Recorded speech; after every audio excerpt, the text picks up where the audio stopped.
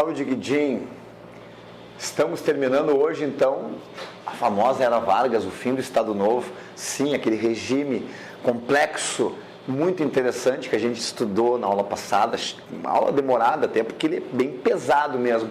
Pois é, o nosso presidente Getúlio Vargas cai no final de 1945. Por quê? Em função da sua política interna, da sua política externa e pela própria realidade internacional a qual o Brasil está inserido. Não esqueçam sempre, quando vocês estudarem a história do Brasil, procurem sempre fazer uma reflexão, uma intersecção da história brasileira no cenário internacional. E cada vez mais que a história fica mais perto do momento atual, da história contemporânea, ainda mais os vínculos se aproximam entre a história geral, como nos cadernos, nos livros a gente aprende, e a história do Brasil. Feito, galera. O todo-poderoso Estado Novo do Vargas, uma coisa que tinha um quê de fascismo, uma coisa parecida com o nazismo, apesar de não ser, ele vai entrar em crise aqui. E a aula de hoje é justamente o fim do Estado Novo. E começamos como? Com o Brasil na Segunda Guerra Mundial. Olha só que interessante.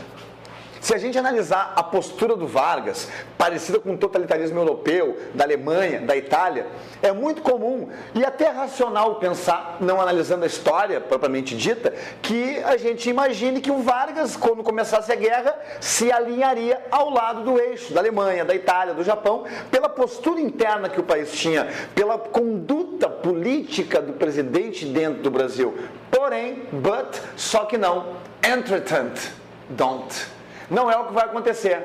Olha só, no início do conflito em 39, a postura do Brasil é uma postura neutra, nem para o eixo, nem para os aliados.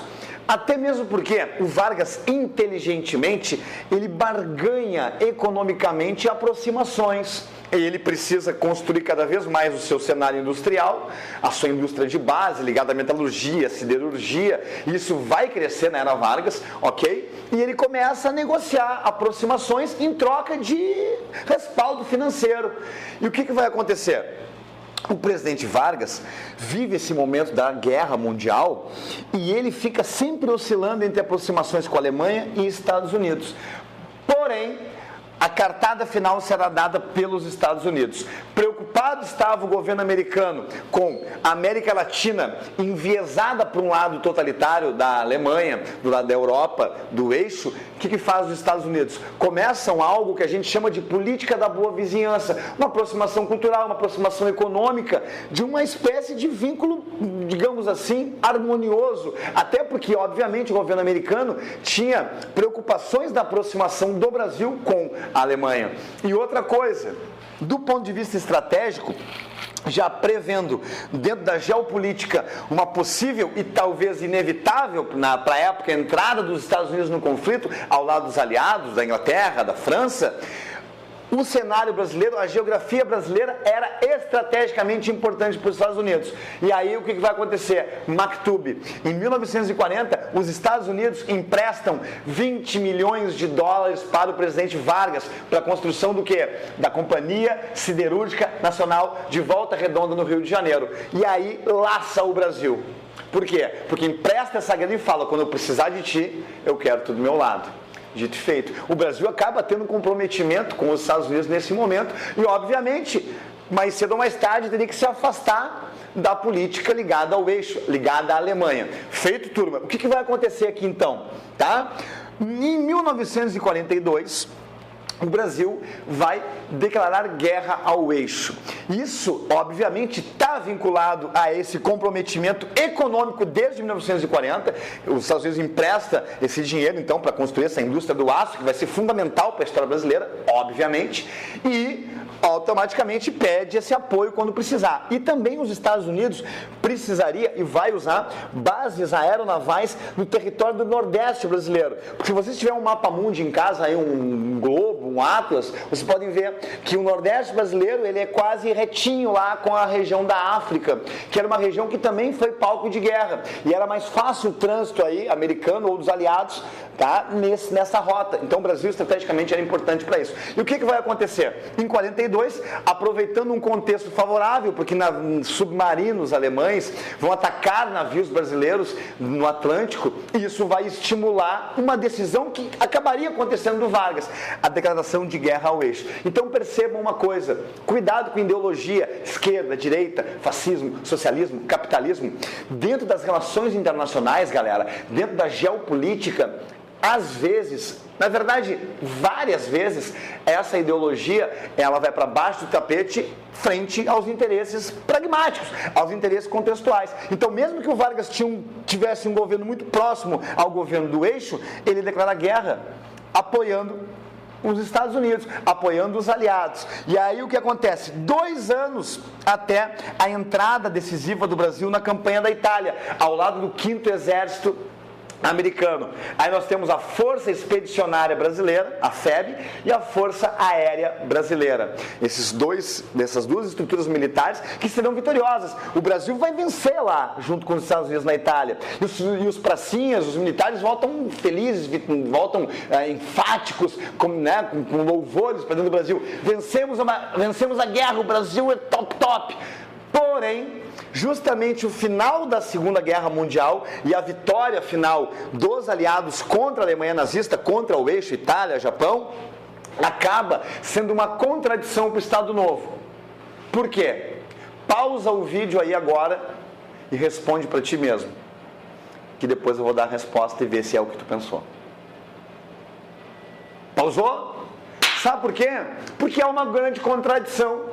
Nós vamos lá na Europa vencer o nazismo, vencer o fascismo, governos agora vistos internacionalmente como autoritários, ditatoriais, e aí nos anos, em 1945, começa o mundo a ficar sabendo do Holocausto, daquele genocídio bárbaro feito pela Alemanha, e o que vai acontecer?